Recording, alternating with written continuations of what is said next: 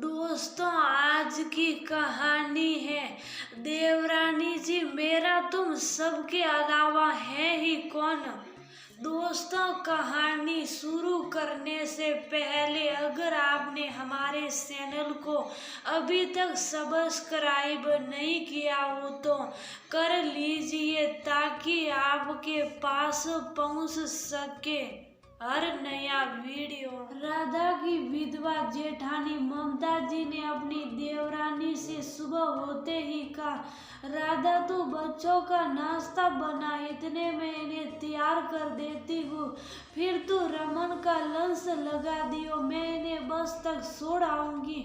नहीं नहीं दीदी, मैं कर लूंगी, आप बैठिए, मैं बस अभी आपकी चाय बनाती हूँ। राधा बोली, अरे राधा बन जाएगी चाय, मुझे कौन सा कहीं जाना है, तू पहले इन सब कामों से फ्री हो, तब तक मैं इन शैतानों को रेडी करती हूँ। ममता जी हंसते हुए बोली, असल में राधा के परिवार में राधा के पति, सास ससुर, भैया भाभी और 2 बच्चे, 6 साल का काव्य और 30 साल की आव्या थे। भैया यानी उसके जेठ जी पिछले महीने कैंसर की वजह से स्वर्ग सिधार गए। जब से राधा शादी होकर आई उसकी सास ने उसे बेटी की तरह रखा, घर के कामों में सहयोग दिया। यूं तो राधा की जेठानी ममता जी भी बहुत प्यार करती थी उसे, पर उसने कभी अपनी जेठानी को खुद से कोई काम करते नहीं देखा। लाओ राधा, बच्चों को दूध दे दो। ममता जी बच्चों को तैयार करके बोली, बच्चे का दूध और टिफिन दे। राधा रमन का खाना पैक करने लगी, साथ साथ उसका नाश्ता भी तैयार कर रही थी और एक गैस पर चाय चढ़ा दी उसने। लो रमन, तुम्हारा नाश्ता। दीदी आपकी चाय, आप नाश्ता तो अभी देर से करोगी ना। राधा बोली, दे ही दो राधा, तुम्हारा भी काम निपटे वरना दोबारा रसोई सड़ानी पड़ेगी। ममता जी बोले, ममता जी रोज राधा की ऐसे ही मदद करने लगी। राधा को कभी कभी बुरा भी लगता और वह मना करती, पर वह प्यार से उसे कहती, कोई बात नहीं राधा, सुनो आज दीदी से बात करो ना, कोई बात है जो उन्हें परेशान कर रही है। एक रात राधा रमन से बोली, क्यों, कुछ हुआ क्या? भाभी ने कुछ कहा तुम्हें? रमन बोला, नहीं, पर जो इंसान एक गिलास पानी भी नहीं लेता था खुद से, वह मेरे साथ इतने काम कराए, कुछ तो गड़बड़ है।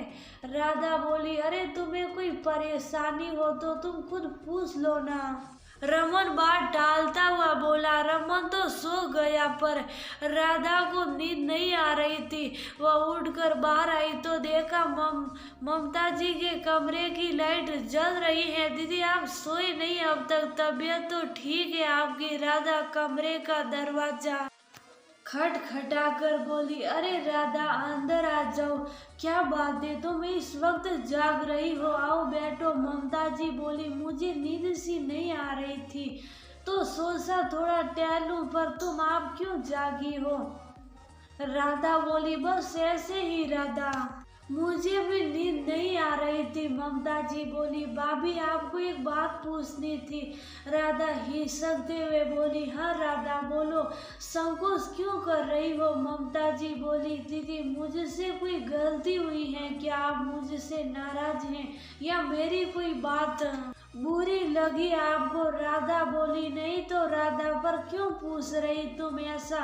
ममता जी हैरानी से बोली, दीदी इतने दिन से देख रही हूँ आप मेरी हर काम में मदद करती हैं, जबकि भैया जब थे आप एक गिलास पानी भी नहीं लेकर पीती थी। राधा सिर नीचा कर बोली, हाँ तो तुम्हें लगा मैं तुमसे नाराज हूँ? देखो राधा, जब तक तुम्हारे भैया थे घर में कमाई दुगनी थी, नौकर चाकर थे, अब जब नौकर चाकर नहीं है तो मुझे दोहरी जिम्मेदारी निभानी है। मेरे लिए जैसे रमन वैसे तुम, और फिर मेरा तुम, सबके अलावा है ही कौन?